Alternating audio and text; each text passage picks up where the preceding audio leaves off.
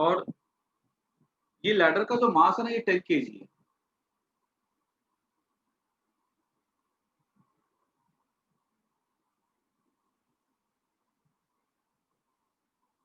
इसकी जो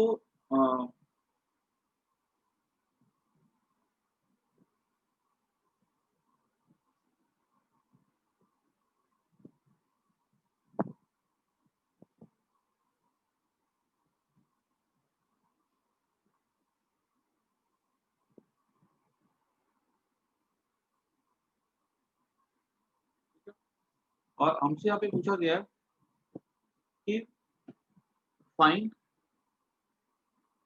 यहाँ पे ये वॉल है,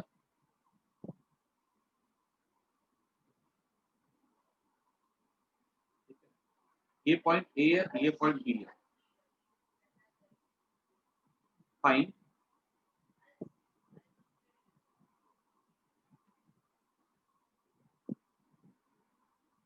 normal force bye A, by surface A, या बाय वॉल ए लिख देता हूँ मैं।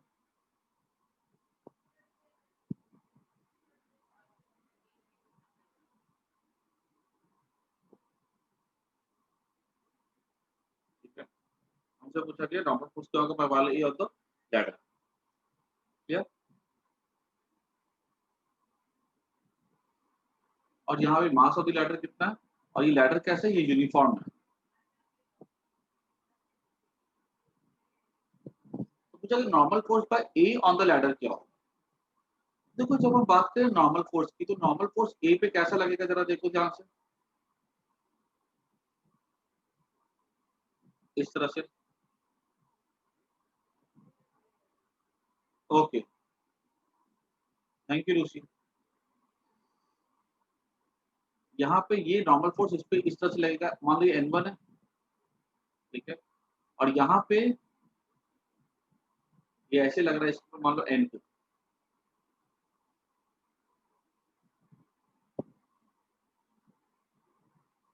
ठीक है। और इसके ऊपर नॉर्मल फोर्स मैंने हमेशा बता के रखा है कि कैसे लगाने का होता है। अगर ऊपर वॉल है, नीचे वॉल है, इस पॉइंट तो वॉल के परपेंडिकुलर लगा दो। इधर वॉल है, इधर इधर फ्लोर है, इधर फ्लोर है, फ्लोर के परपेंडिकुलर लगा दो।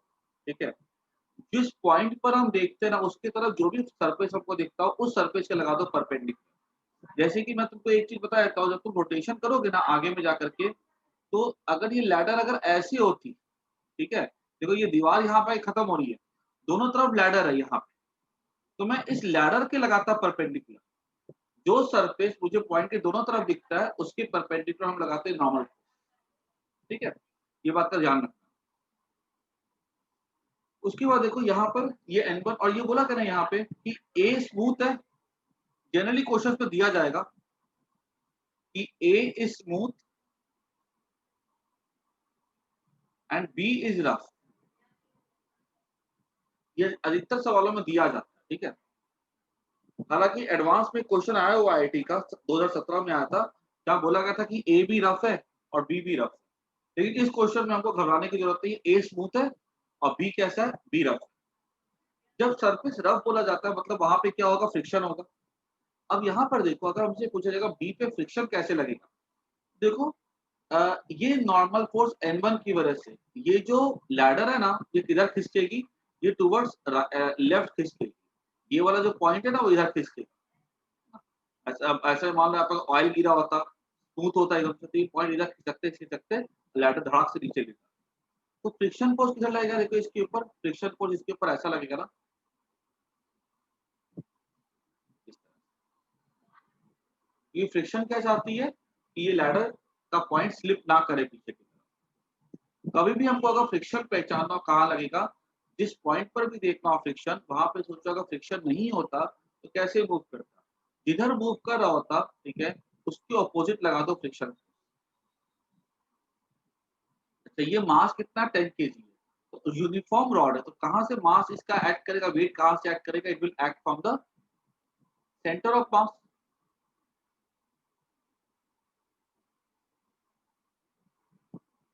This will be mg।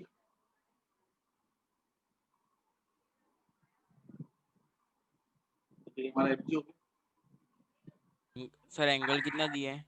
देखिए एंगल आपको 37 डिग्री दिया है। mg हो जाएगा 100 न्यूटन। ठीक है।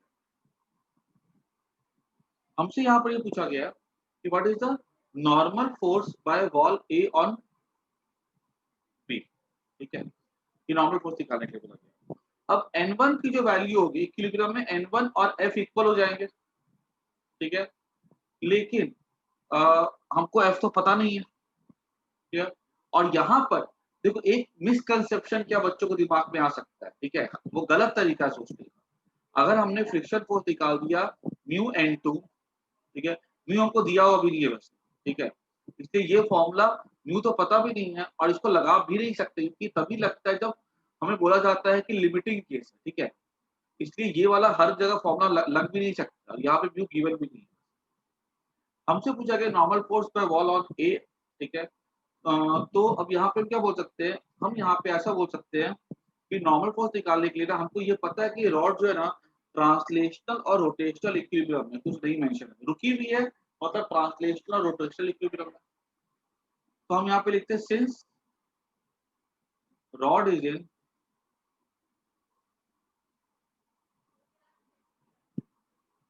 Rotational equilibrium, therefore torque, torque हर पॉइंट के अबाउट कितना हो जाएगा, 0। हर पॉइंट के बदले में यहाँ पे टॉर्क अबाउट पॉइंट बी दे, क्योंकि मुझे क्या चाहिए, मुझे n1 चाहिए, और ये दोनों n2 और f जो है ना प्रॉब्लम क्रिएट करेंगे। ये तो आपको पता ही नहीं है, तो हम क्या करते हैं टॉर्क अबाउट बी देखते हैं। अब टॉर्क अबाउट बी अगर देखेंगे तो मैंने तुम लोगों को बता करके रखा है कि जब भी हमको लैडर वाले क्वेश्चन दिए जाए तो हमेशा फोर्स की लाइन को एक्सटेंड कर दो और परपेंडिकुलर डिस्टेंस निकाल दो। तो यहाँ पे कौन से फोर्स, एक तो mg। अब mg का b से कितना है परपेंडिकुलर डिस्टेंस, देखो तो ये हमारा 5 मीटर हो जाएगा ना। ये रॉड की लेंथ कितनी है, 10 मीटर। ये नहीं पता ही नहीं आपको। रॉड की लेंथ मान लो के लिए l है। अगर रॉड की लेंथ अगर मान लो l है तो डिस्टेंस कितना l/2 हो जाएगा ना। तो मैंने देखा mg दैट इज 100 इनटू, ये हमारा हो गया परपेंडिकुलर डिस्टेंस यहाँ से लेके यहाँ तक। और ये कितना हो जाएगा देखो तो, ये अगर मान लो मैंने x माना है तो मैं लिख सकता हूँ cos 37 डिग्री l/2। ये x कितना हो जाएगा l/2 cos 37, 100 into x। What is x here? l/2 into cos 37 is 4/5। ठीक है, और ये कैसे घुमाएगा, इसको ऐसा घुमाएगा ना अबाउट पॉइंट बी। ये n1 है हमारा। अगर हम n1 की लाइन को अगर आगे खींच दें और हमने क्या किया,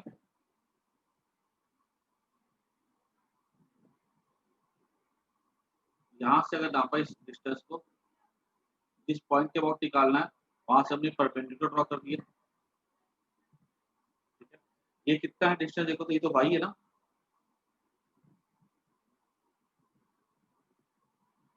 ठीक है, तो व्हाट इज दिस n1 इधर लग रहा है, और इस पॉइंट के अबाउट कितना हो गया इसका परपेंडिकुलर डिस्टेंस यहाँ से, ये y हो जाएगा। और ये कैसे घुमाएगा देखो तो, इस पॉइंट के अबाउट ये ऐसा घुमाएगा ना, लिखा प्लस n1। ये कैसा घुमा रहा था, ये घुमा रहा था क्लॉक एंटी क्लॉकवाइज, है ना। और ये कैसे घुमाएगा क्लॉकवाइज, तो यहाँ पे क्या आएगा, माइनस साइन आएगा।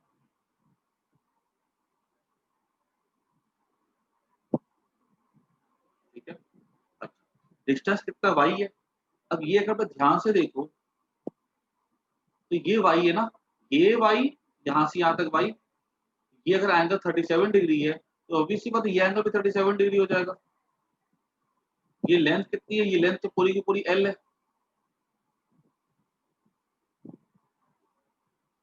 N1 mg करेगा क्लॉकवाइज। अच्छा, अगर mg करेगा क्लॉकवाइज तो इसको ले लो, ये ऐसे घुमाएगा तो इसको ले लो प्लस, ये एंटी क्लॉकवाइज, ये क्लॉकवाइज जा रही है, माइनस ले लो इसको ले लो प्लस। ठीक है, हालांकि कोई ज्यादा फर्क नहीं पड़ने वाला है। प्लस N1, ठीक है, इनटू परपेंडिकुलर डिस्टेंस। अब मैं यहाँ पे क्या लिख सकता हूँ, cos 37 डिग्री, ये y है ना मेरा, तो ये sin 37 लिखता हूँ मैं यहाँ पे, sin 37 डिग्री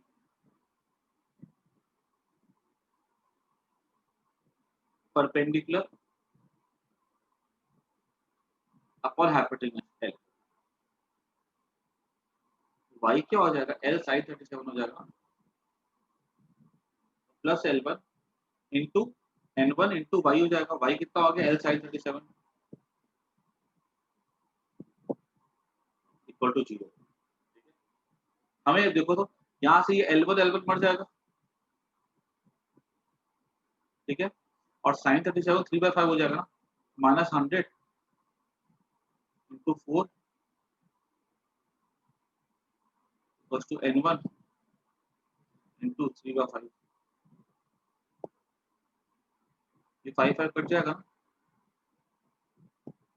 N1 कितना हो जाएगा यहाँ पे, ये माइनस माइनस भी कट जाएगा, 2 टू द 4, N1 कितना हो जाएगा 200/6,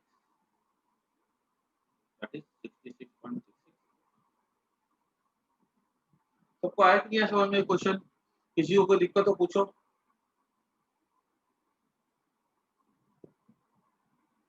ठीक है ना, अगर यहाँ पूछ ले कि N2 की वैल्यू क्या होगी, तो ऊपर लगने वाला फोर्स नीचे लगने वाले फोर्स के बराबर हो जाएगा। ठीक है, तो इसको हम ट्रांसलेशनल इक्विलिब्रियम से N2 के लिए बोल सकते हैं कि N2 किसके इक्वल हो जाएगा, mg के इक्वल हो जाएगा। ठीक है, ये इतना सबको समझ में आ गया।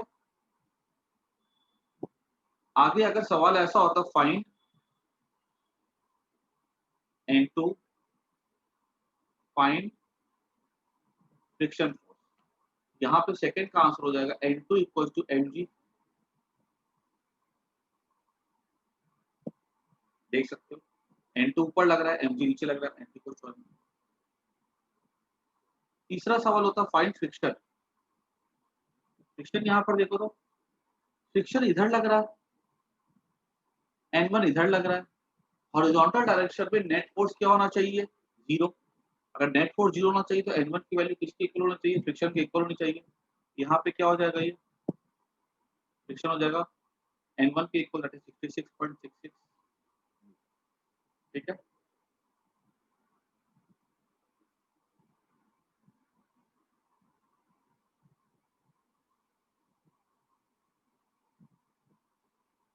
N2 इक्वल टू हाँ मास के इक्वल mg के इक्वल हो जाएगा ना, आ रही बात समझ में। N2 किसके इक्वल हो जाएगा, और ऊपर लग रहा है और नीचे कौन सा फोर्स लग रहा है, खाली mg लग रहा है ना।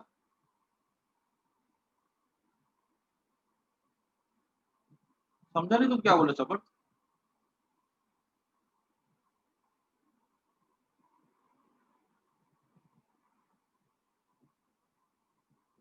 अच्छा देखो मैं क्या बोल रहा हूँ कि N2 किधर लग रहा है, ऊपर लग रहा है,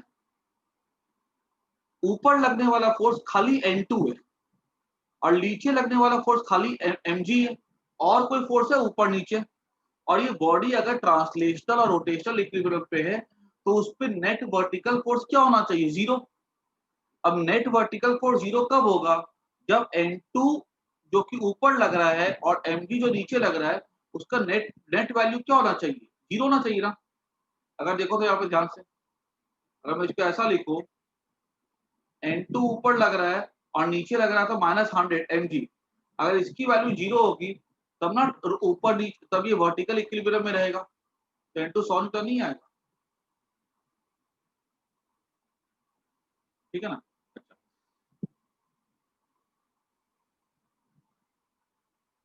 हाँ ये तो लिखा हुआ है, अगर कुछ नहीं मेंशन है ना तो अंडरस्टूड है कि रॉड ये जो है ना ट्रांसलेशनल रोटेशनल इक्विलिब्रियम में, ठीक है।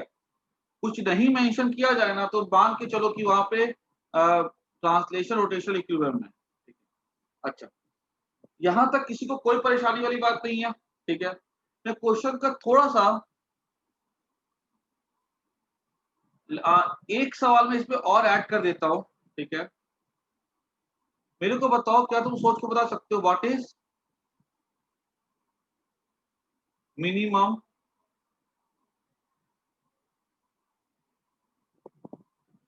Coefficient of friction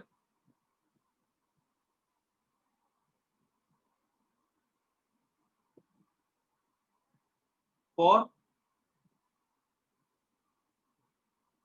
ladder to be in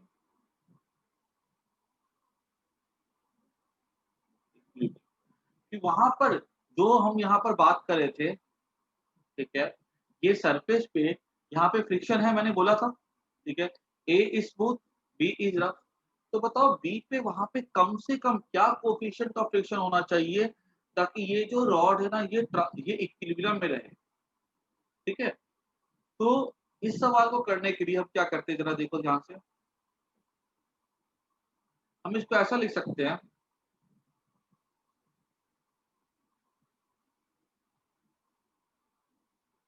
friction force कितना है 66.66।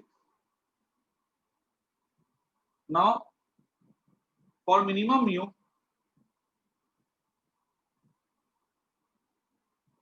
Mu into n2 equals to n1 हो जाना चाहिए क्योंकि फ्रिक्शन फोर्स n1 के इक्वल है ना।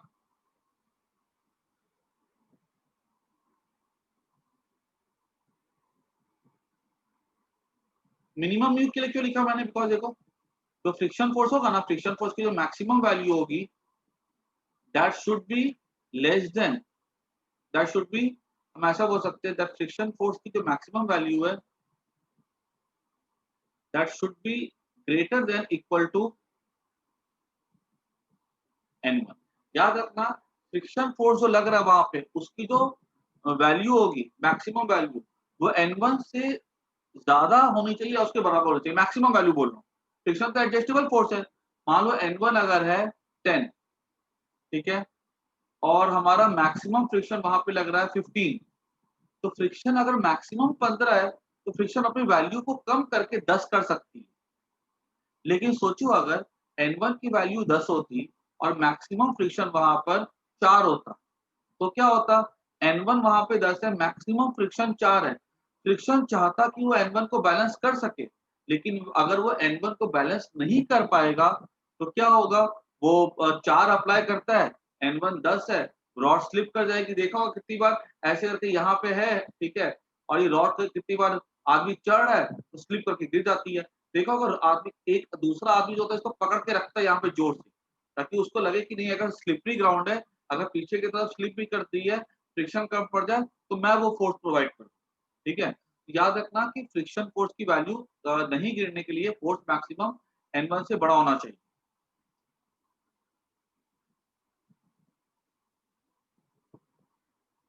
हाँ सही है, ठीक है। अब मैक्सिमम फ्रिक्शन, इसको मैं क्या ले सकता हूँ, this should be greater than equals to mu, तो mu should be greater than equals to n1 by n2।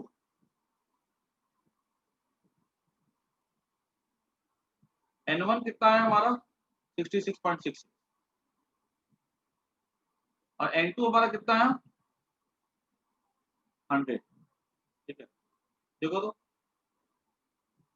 Mu into n2, ठीक है ना, क्योंकि फ्रिक्शन फोर्स देख सकते हो क्लियरली, फ्रिक्शन फोर्स क्यों लिखा मैंने यहाँ पे म्यू इंटू n2, बिकॉज देखो यहाँ पे नॉर्मल फोर्स कितना n2 है ना, और कोएफिशिएंट ऑफ फ्रिक्शन यहाँ पे कितना म्यू है, तो कितना जगह म्यू इंटू n2 हो जाएगा ना, मैक्सिमम फ्रिक्शन,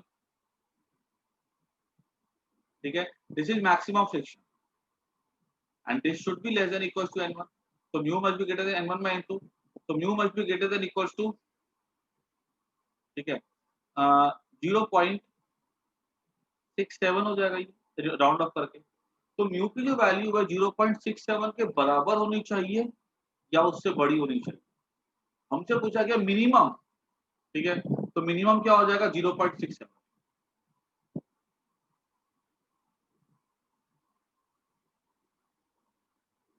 सबको आई कि नहीं बात समझ में? क्लियर हुआ? यस ये सर। अच्छा क्वेश्चन है, ये तो वेरी गुड क्वेश्चन। एक बार ध्यान से, किसी को इस सवाल में कहीं पर कोई भी दिक्कत हो तो पूछ लो, किस पॉइंट को चूज करना है। हम उस पॉइंट को चूज करते हैं जिस पॉइंट से काफी ज्यादा फोर्स पास हो रहा है। हमने यहाँ पे रोटेशन के लिए हमने पॉइंट बी को चूज किया, ठीक है, ताकि हम N2 और F से बच सके। ये रोटेशनल इक्विलिब्रियम से निकाला था। ट्रांसलेशनल से अगर हम बात करते हैं तो N2 और Fg को हमने इक्वेट कर दिया और N1 और F को हमने इक्वेट कर दिया। कुछ मिनिमम म्यू होना चाहिए, ठीक है। अगर यहाँ पर अगर इस म्यू से अगर वैल्यू बड़ी हो जाएगी, 0.8 हो जाएगी, तो भी स्लिप करने वाला नहीं है, ठीक है। तब ये अपनी वैल्यू जो है ना मैक्सिमम फ्रिक्शन से कम अप्लाई करेगा, ताकि हमारा वो फ्रिक्शन कितना अप्लाई करे, 66.6 अप्लाई। अगर म्यू इससे कम हो जाता है, ठीक है, तो भाई वो इतना फ्रिक्शन इतना प्रोड्यूस नहीं कर पाएगा, कम करता है, और जो रॉड होगी वो स्लिप कर देगा, ठीक है। आई होप सबको इतना क्लियर हो गया, ठीक है। अब हम आते हैं नया टॉपिक के ऊपर। Name of the topic is moment of inertia.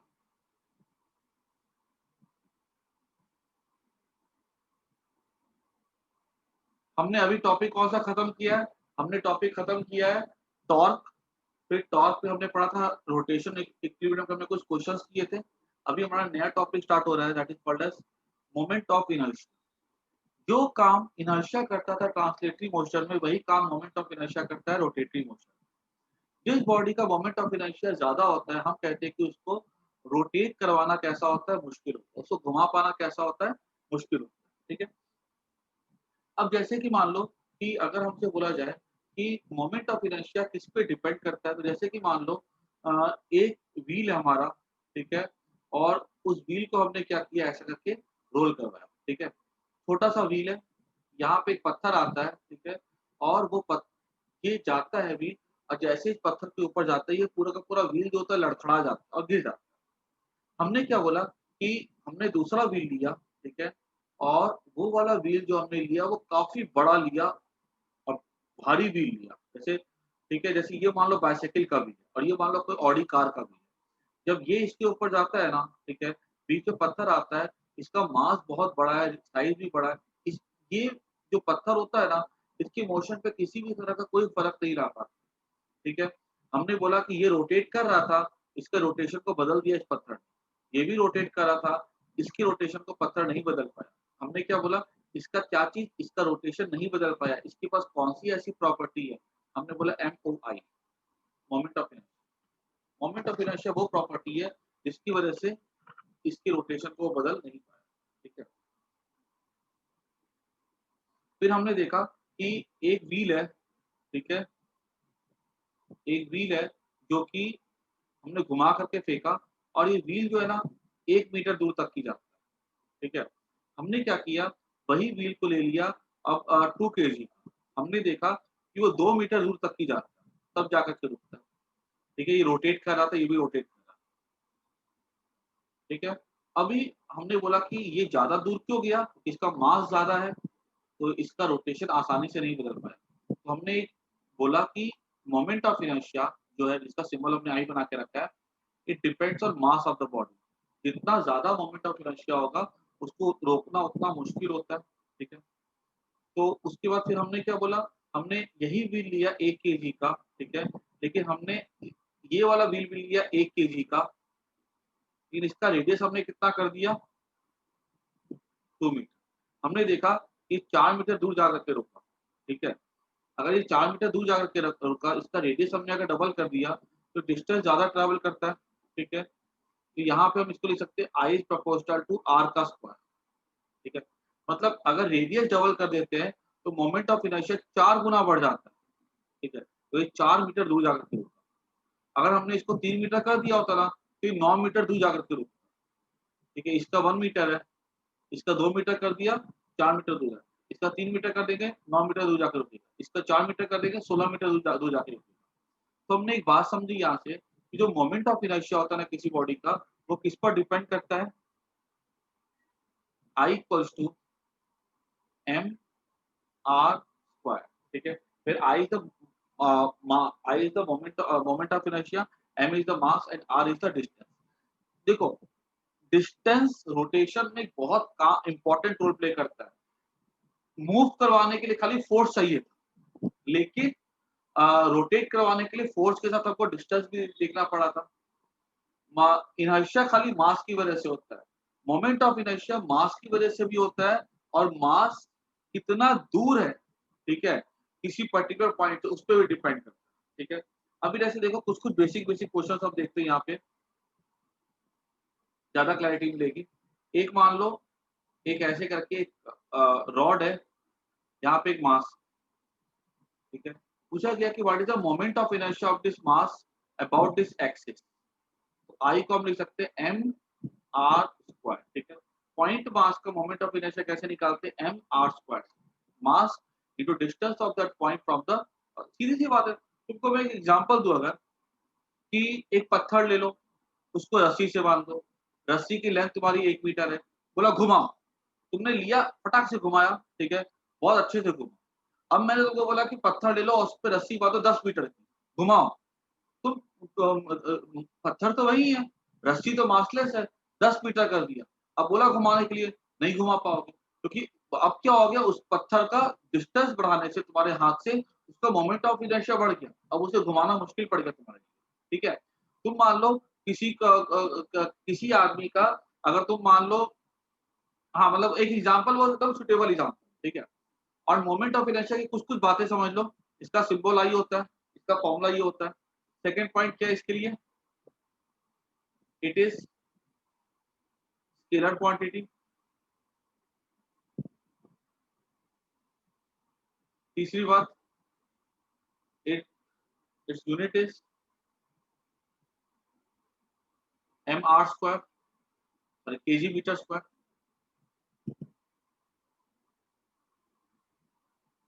ठीक है। उसके बाद हाँ बस ये कुछ बातें ध्यान में रखनी, ठीक है। Moment of inertia,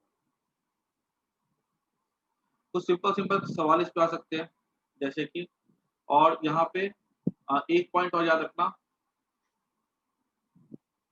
to calculate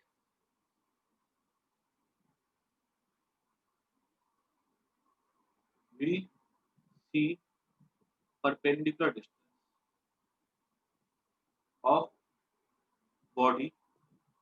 अभी जो हम लोग पढ़ेंगे ना, सिर्फ पॉइंट मास का पढ़ेंगे, रिंग विंग का बाद में आएगा, ठीक है, नेक्स्ट क्लास में पढ़ेंगे।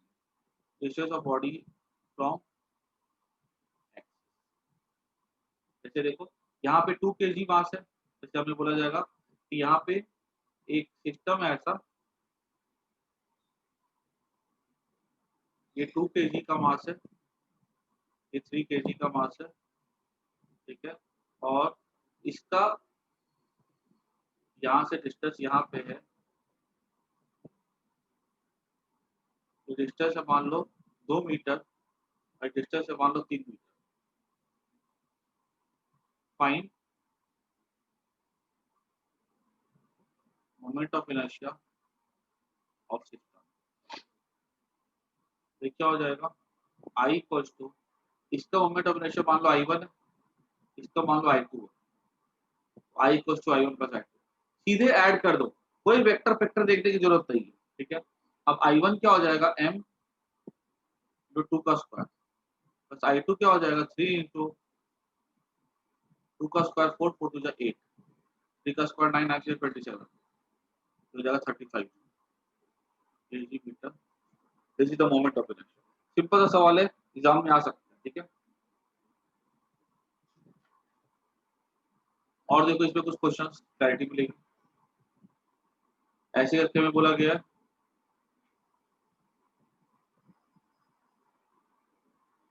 एक बोला गया कि एक इक्विलेटरल ट्रायंगल है, ठीक है, कि सबकी साइड मान लो है 1 मीटर, ठीक है, यहाँ पे मास पड़ा हुआ है 1 kg, ठीक है। हमसे क्या पूछा गया इसमें कि इसका मोमेंट ऑफ इनर्शिया निकालो अबाउट एक्सिस, ये वाली एक्सिस,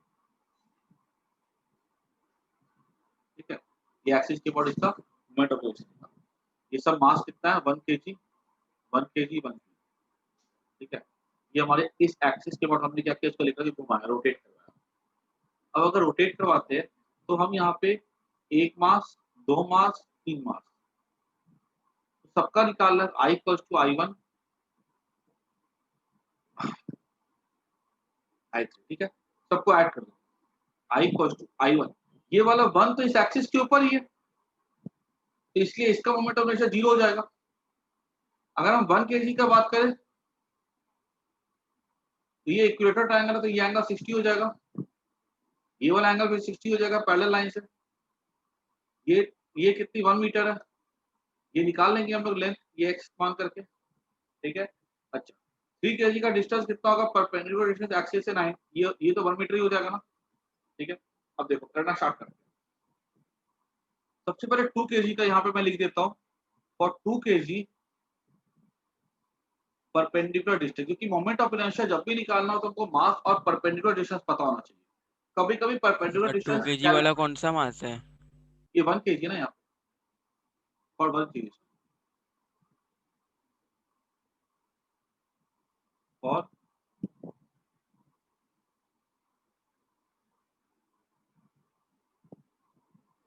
सेकेंड 1 kg, यहाँ पे डिस्टेंस क्या हो जाएगा, ये मैं लिख सकता हूँ ये एंगल cos 60 डिग्री बेस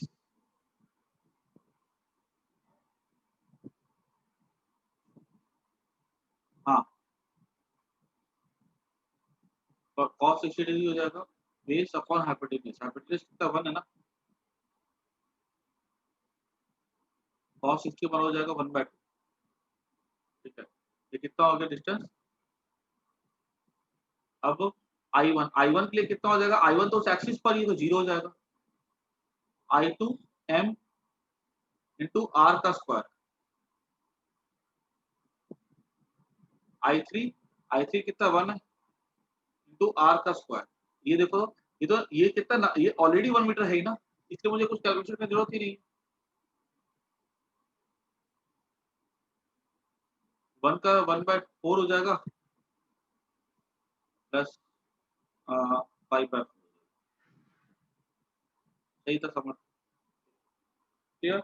एक चीज समझना यहाँ पे ध्यान से, मोमेंट ऑफ इनर्शिया सिर्फ मास पर डिपेंड नहीं करता है, ये इस बात पर भी डिपेंड करता है कि तुमने एक्सिस कौन सी चूज की है। ध्यान से समझना ये चीज, ये चैप्टर पता है हमारे ट्रांसलेशन से मुश्किल क्यों है, क्योंकि यहाँ पर डिस्टेंस की बात भी होती है, 1 kg 1 kg 1 kg, सवाल वही है, ठीक है, 1 मीटर 1 मीटर 1 मीटर। लेकिन अगर हमारी एक्सिस ऐसी अगर हो जाएगी, इसका I1